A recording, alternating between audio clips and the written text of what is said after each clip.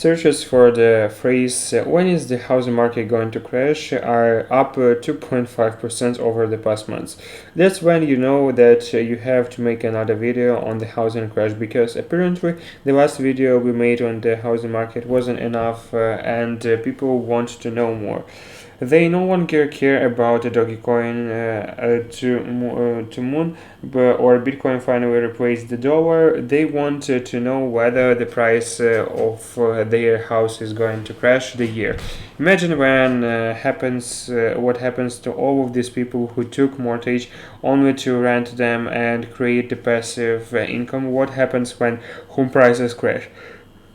Rent rent prices will definitely fall as well, and that means that rents might not be able to cover the mortgage, which could push many homeowners to sell their houses to be able to pay their mortgage if they haven't acquired the substantial amount of equity in the house.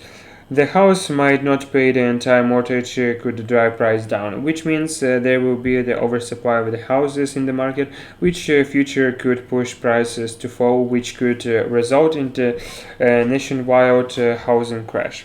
Oh my god, dear Federal Reserve, what on earth have you done? You tried to save the economy, but it seems like you are about to create a much bigger disasters. Fortunately, that's not the entire story, and things aren't as bad as they might seem. So let's try to understand what's happening with the housing market.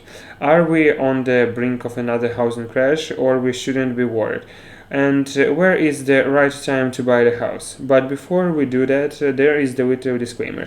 This is not the financial advice. Everything that is said in this video is educational or entertainment purpose. And now give this video the thumbs ups and let's right into it.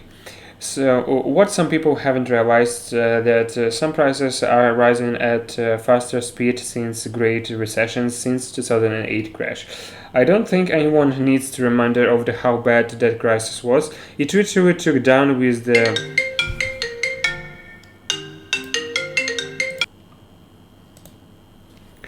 I don't think anyone needs a reminder how bad that crisis was. It literally took down with the entire global economy, and the world doesn't need another global crisis after the global pandemic that shocked the world, to say at least.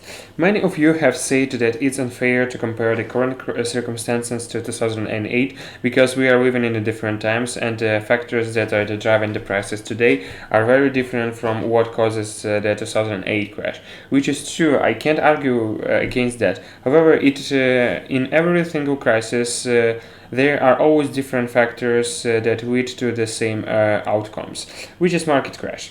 Every crisis followed the plain step-by-step guides. I think we would have to long ago figure out, and we wouldn't have another crisis. When home prices are going faster than incomes, we know that something is wrong, and this is not sustainable. When home prices rise by 50%, we know that it's not going to end well. However, many crises say the reasons we shouldn't be worried is because this times the price is organic. The strong demand is not driven by the predatory lending practice. Banks aren't lending money to random people just for the sake of the maximized profits. The 2008 crash pushed the government to think the control over the banks, and now it's much more difficult to take a mortgage, and lenders are far more careful. But take a look at this graph. This chart illustrated the monthly supply of the house in the US. We can clearly see that there was the huge oversupply of the houses which triggered the 2008 crash. As since April 2020, the number of the houses in the market dropped significantly, and that drop wasn't because there was the oversupply earlier, like in 2008, or because we had the tornado or the fire that destroyed the great number of houses that causes such the shortage in the market. Nothing like that happened. We have plenty of the houses, but they are not listed in the market, and that's what the driving force behind the tremendous increases in the price, which is a problem. We have a listing shortage, not a housing shortage. Let's just assume hypothetically what's going to happen. We all those houses are going back to the market. I'm not saying this is going to happen, but let's just try to think about that for a moment. As mid-April, around 2.3 million homeowners were still skipping their mortgage payments, and we have no idea how many of these homeowners will be able to keep making their monthly payments once that forbearance period is over. Literally, the fate is housing market rise on the numbers. If that number isn't high enough, we will definitely experience a significant drop. How many houses will be trouble when that day comes? How many of them will sell instantly for foreclose? How many desperate landlords will walk away from the rental businesses and sell as soon as they can get tenants out of the minimize their losses? The worst things that could actually happen is a panic. A panic which makes any crisis 100 times worse. That's the point of having the central bank like the Fed to prevent panic, because it could push many multiple homeowners to list their houses and get out of the before prices drop further. Once something like that happens, we are screwed. It happens once last year, and we got out of it by the printing an unbelievable amount of the money. I don't think the economy is ready for another round of the printing trillions of dollars. The forbearance rate is twice bigger than that it was in the last crisis. Imagine all these houses going to market at once. That's why consumer Borneo proposed to expand the pause on the forced closing until 2022. We are simply trying to postpone that scenario and try not to let's minimize the damage somehow by then.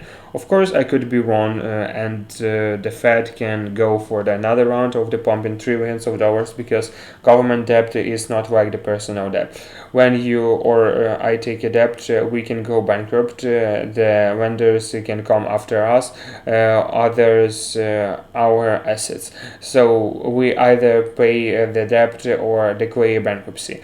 But not in this case the government, because I can't go bankrupt since the government is the source of dollars.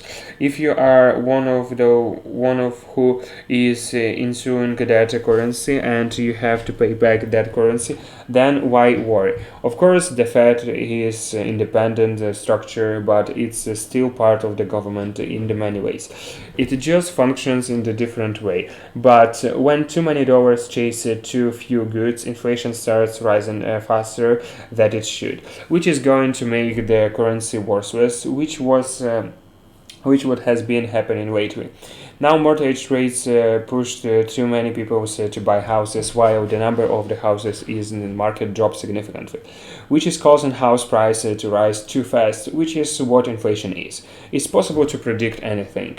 We just don't have enough data to make any accurate predictions. I think the Fed is playing with the fire here. Everything points out at least the corrections in the housing market. A badly management corrections could lead to the crash, but that's just speculation and nothing more.